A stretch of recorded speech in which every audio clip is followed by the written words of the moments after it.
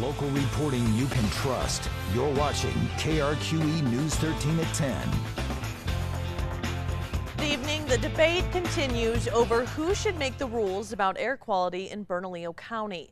It comes after Mayor Tim Keller vetoed two proposals. Now it'll be up to City Council to make that decision during tomorrow's council meeting. News 13's Chandler Farnsworth has more on the story. Alexa, the fate of the Metro's Air Quality Control Board is in the hands of Albuquerque City Councilors. Tomorrow night, councilors will have an opportunity to override Keller's veto. To make that happen, the council will need at least 6 votes in favor of overriding the veto. We want some diversity on the board, some professional diversity. We want this board to be more open, more transparent. I mean, this is about good government. If the council successfully votes to override it, Dan Lewis's proposal would replace the current Air Quality Control Board with a new one, and ultimately would give City Council veto power. Right now, the board in place has final say when it comes to air quality rules.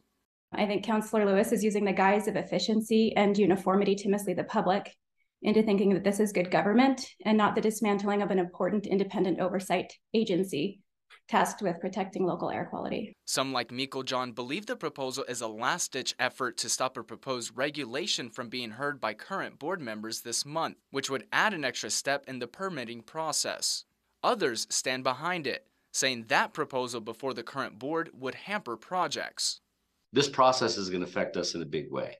For us to be able to have to go back to the NMDOT and state that we're not able to finish a road in a timely manner because permitting or lack of permitting is bad. This is going to affect hospitals. This is going to affect hotels. There's many industries that economic impacts are going to affect negatively.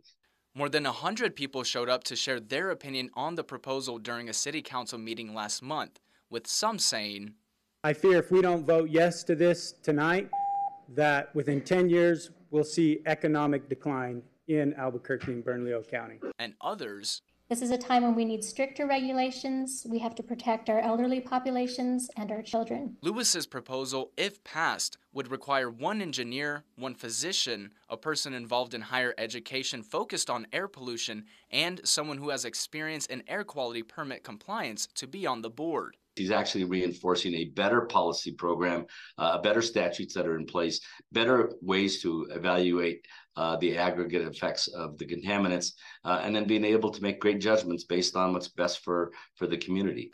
Chandler Farnsworth, KRQE News 13. The council meeting starts at 5 tomorrow evening.